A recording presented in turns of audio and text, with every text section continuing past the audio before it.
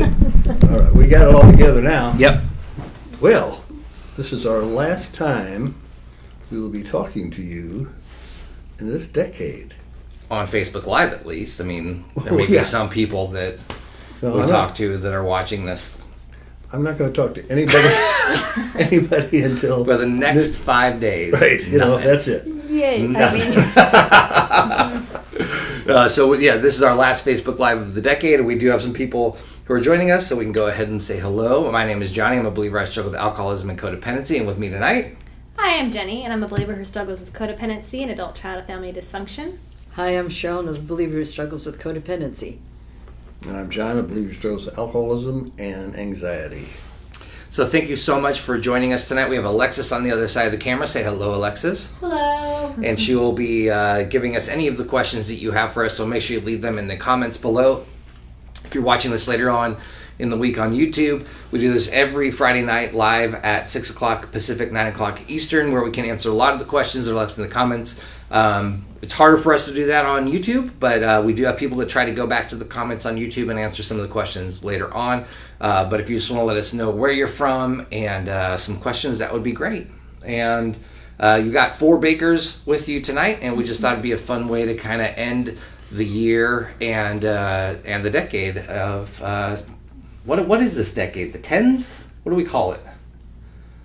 The 2010s, don't the know. 10 teens. What do we? No, maybe not if the you teens know, yet. Yeah, I I'd guess say the teens, tens. yeah. The Yeah. 10s, Yeah. I think it's the 10s. 2020, though, that's pretty exciting. yeah, We'll just Yeah. jump right to that. yeah, exactly.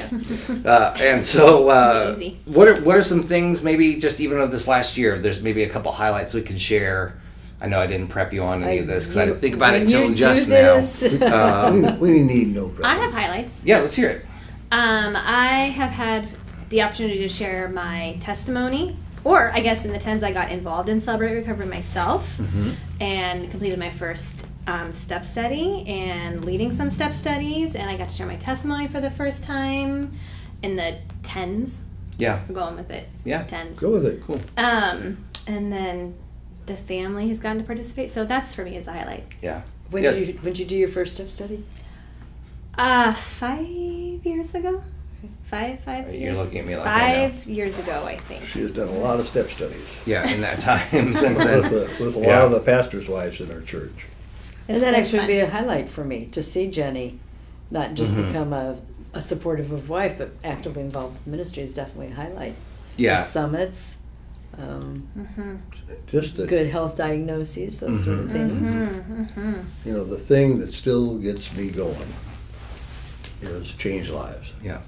And, you know, when I read on any of the social media about where you all share how God has changed your life through Celebrate Recovery, there's nothing better than that.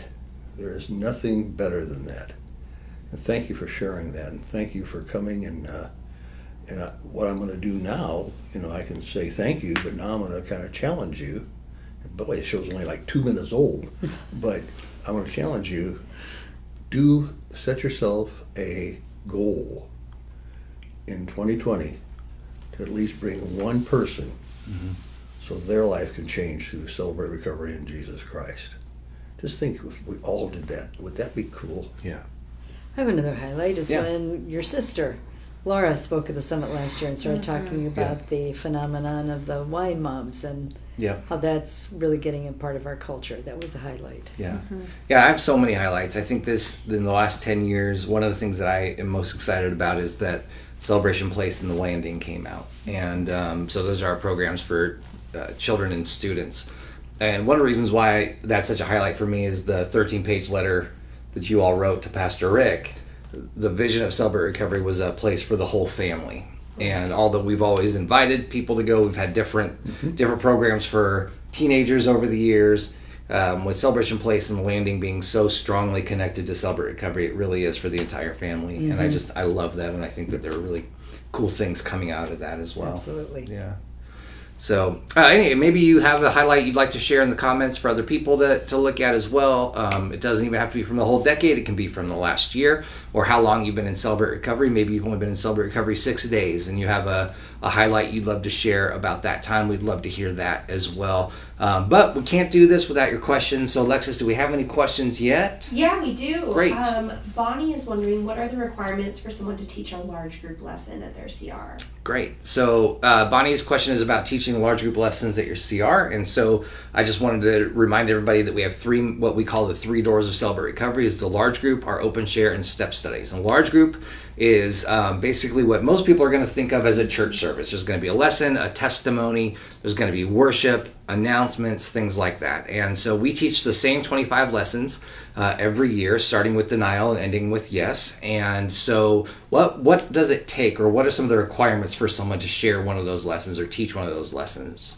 Yeah, it really depends on each group. And, we do not say you have to have this. We don't set the qualifications for that.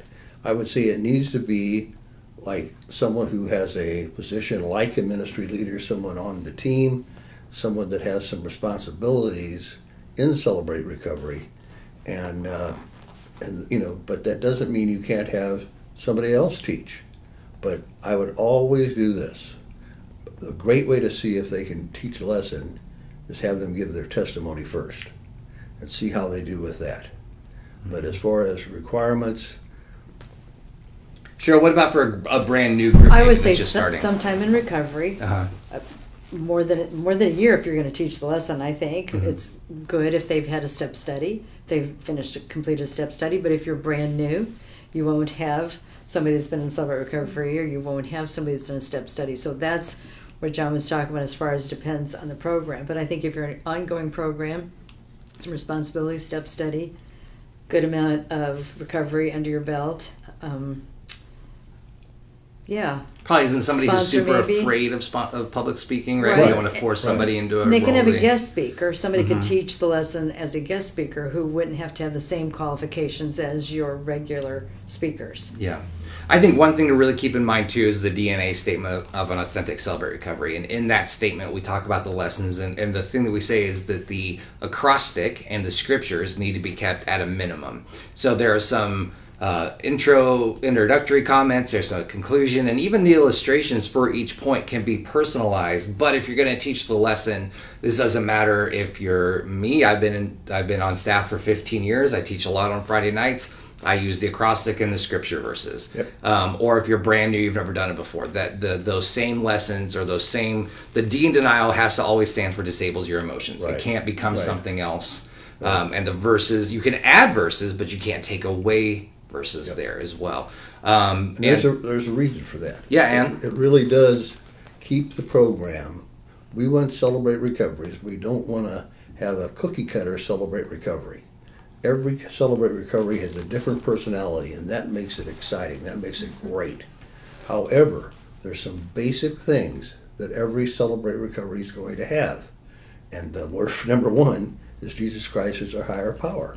And on the lessons, that the verses and the acrostics will be used. And then you can take it, your own personality, your church's own personality to it, and have fun. We want somebody to be able to go to Celebrate Recovery wherever and have a consistent lesson taught.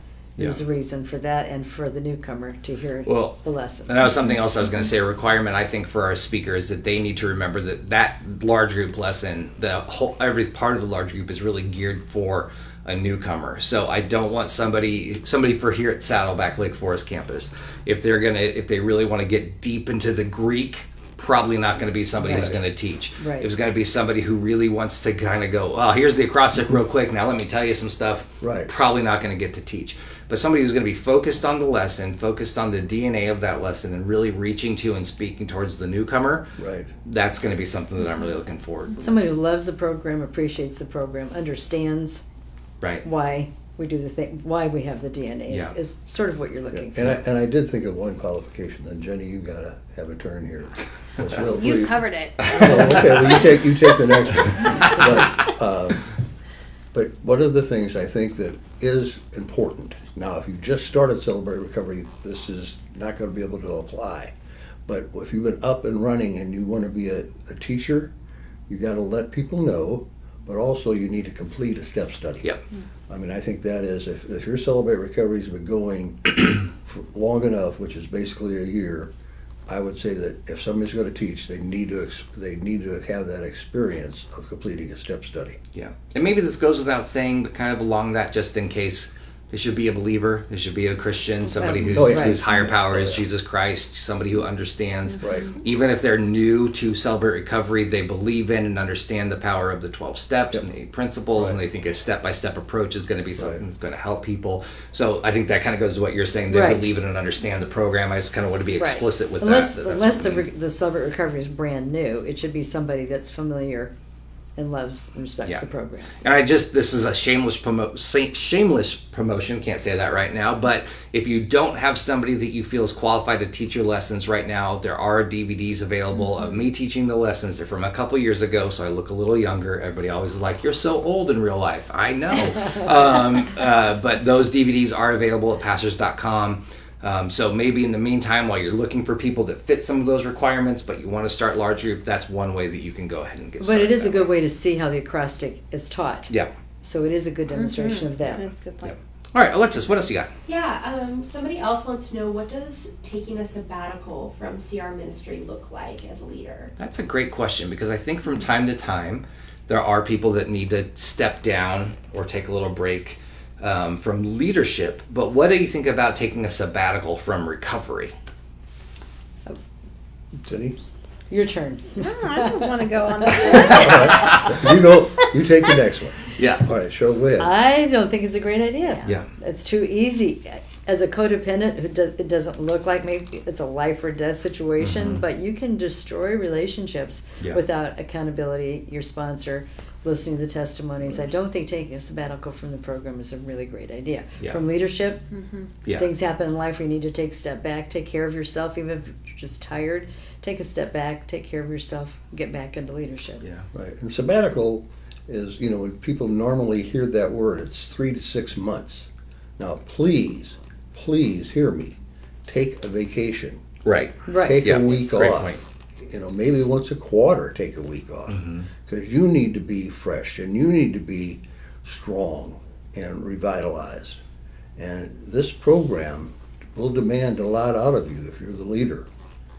But don't worry about taking a week's vacation, but that's the responsibility that you have where you can do that, is developing somebody else and come up and take care of it while you're gone. Yeah. So you can really enjoy yourself. Yeah, in fact, I would say if you've developed a program or started a program that will fall apart if you're not there, that's not a healthy program. Right. It needs to be able, whether that's your open share group, your step study, or the entire ministry as a whole, you have to be able to take a week off, right? We have real life things that happen. And sometimes it can be a fun thing that calls you away, and sometimes it can be a not so fun thing that calls you away.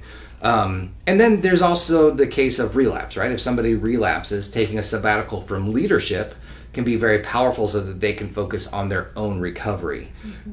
What scares me is when somebody says, I'm going to take a sabbatical from recovery at all. It seems like there could be some real dangerous things that could happen there. And I think it's important to remember as leaders as well, again, going back to what Pastor John said, be able to take a break every once in a while. Maybe it's even just, I had a really terrible day today and I don't have anything to give. I'm going to stay home in my pajamas and watch Hallmark movies, whatever, But that's okay if you want to do that every once in a while. I don't know, they talk about it all the time. And you want to take you want to take a break every once in a while, fine. But it's important as leaders that we remember that we're not always there for our own recovery. We're also there to help other people in their recovery. Now, we have to be working our own recovery, because if we don't, we're going to be giving out of empty vessels. But me showing up on a Friday night, it isn't always because I want to be there on a Friday night. Sometimes it's because people are counting on me and I want to be a part of people's changed lives. So sometimes, you know what, I need to take a break. Somebody else has got to step up. Sometimes, man, I'd like to take the night off, but I'm needed because I got to go serve. And how many times have we said, I don't really feel like going? You get there and it's like the best night. You're so Right. glad you went. Yeah. That happens more often than All it the time. doesn't. Yeah. Yeah. Great. Alexis, what else? Yeah, we have a few people in here that are struggling right now, and Yeah. they would just love some encouragement. Do you have any for them? Yeah, this time of year can be really hard, and I think that we end up putting a lot of pressure on about 90 days between October and January. And so guys, what are some things we could say to encourage people who are struggling right now?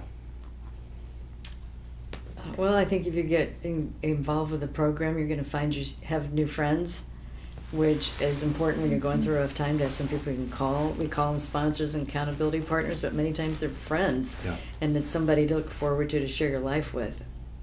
My best friends are in Celebrate Recovery, and so I would just encourage you. It's a new place to start over if you need to. Yeah, I was going to say that connection. I think connecting is huge. Connecting with people and not isolating helps a lot. And so going to a Celebrate Recovery is a great way if you're struggling. Yeah, and I think we've talked to just as even a family about how much we try to pack into this time and how tiring it can be, even good things, you know, kind of going from one thing to the other. So I would say build in some downtime. Now you have to be careful because you're going to have to get to know the difference between downtime where you're taking a breath and isolating. And for me, that can be a very thin line. Some kind of introvert time to rest is good, but if I'm not careful, that can slip really into isolating. And so I think that's where accountability and friendship and community really comes in play with this. And so if you're struggling and you haven't started Celebrate Recovery, I'd invite you to go to celebraterecovery.com and find a group in your area. If you've been going for a while, you have a group, but it's been hard to go, or maybe you just don't even want to go right now. I'd encourage you to break out of that. I'd encourage you to do what we were just talking about. Push against that and say, I really don't want to go tonight, but I'm going to go anyway. Maybe you had a relapse over the holidays. Maybe you're afraid you're going to relapse over the holidays. Maybe your family has come into town and you've had a bunch of different issues going on at once. There may be some shame and some guilt involved with some of that, but I just want to let you know that you don't have to be ashamed. You don't have to feel guilty. That guilt is actually a God-given emotion saying, hey, come back to me. Go back to your CR. Allow people to love you and to walk alongside you. You're not going to find judgment. You're not going to find people going, oh, we knew you were going to blow it. But instead, you're going to find people who say, man, thanks for being brave enough to come back after that. We want to help you get stronger again. But I really want to encourage you to not isolate, to not get... to not make yourself kind of easier pickings for those things that happen. And I think the farther away from people we get, the easier that becomes.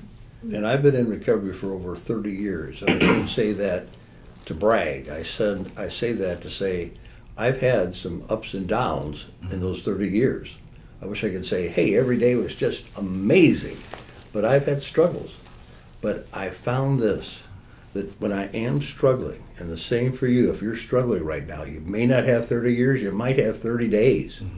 But if you're struggling right now, the answer is the same.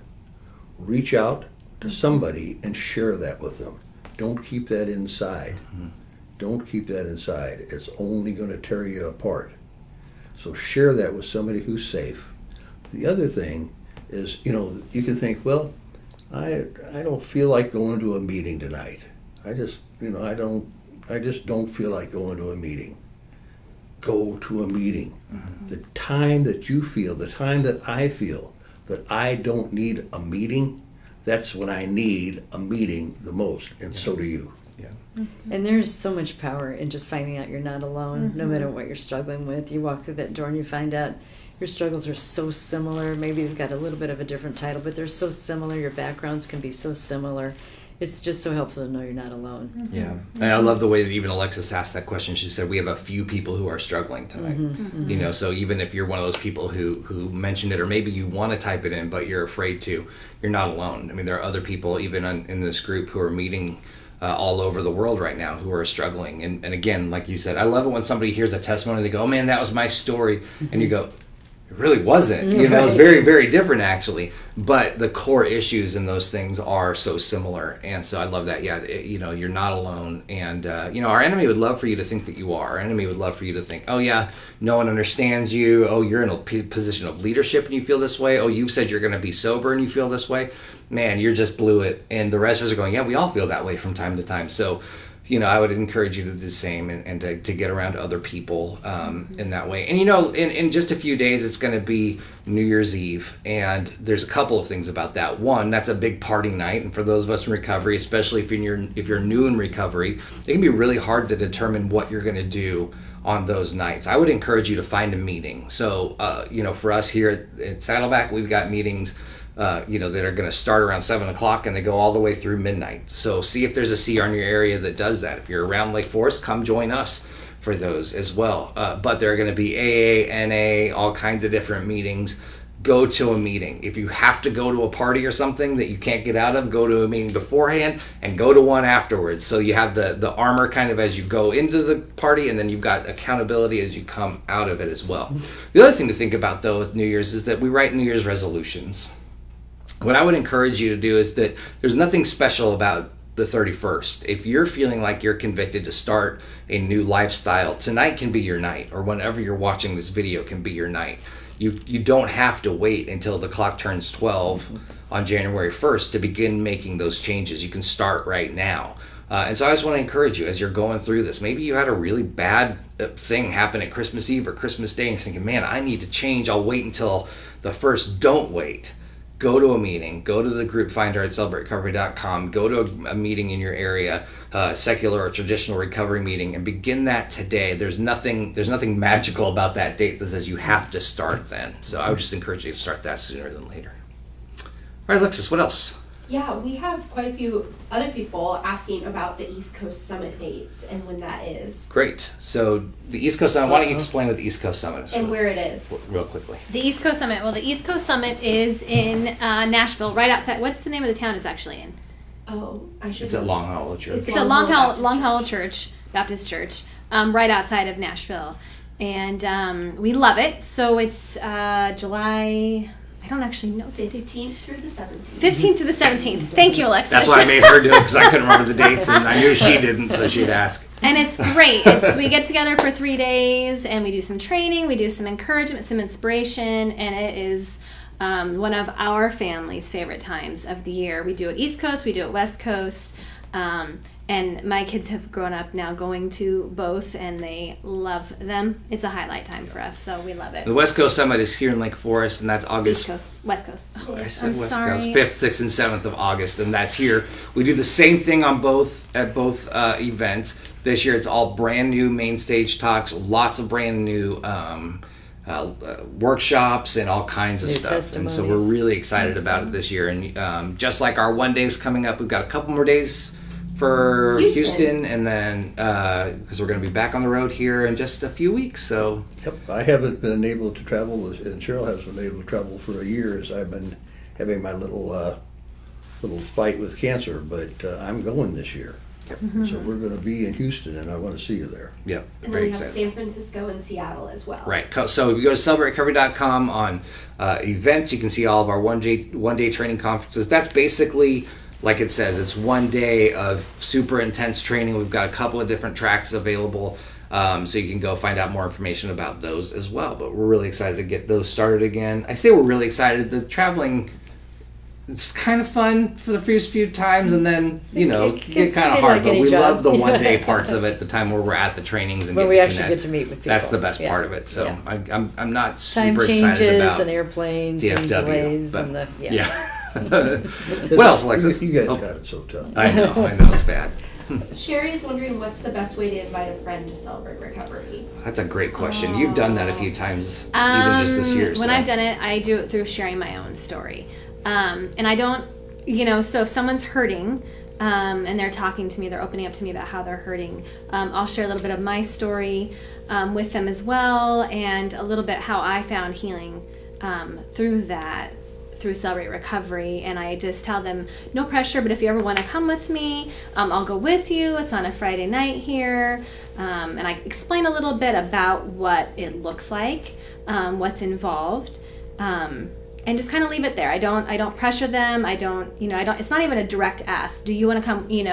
I'll just lay it out there. If you ever want to go with me, and then what I will do is I'll continue to check in. Hey, I'm going this Friday night. If you want to come, just let me know. And I'll just kind of keep inviting them that way. I find that it's the least, for lack of a better word, aggressive way. It's just a very gentle way of letting them know how the program has worked for me, and then invite them to go with me.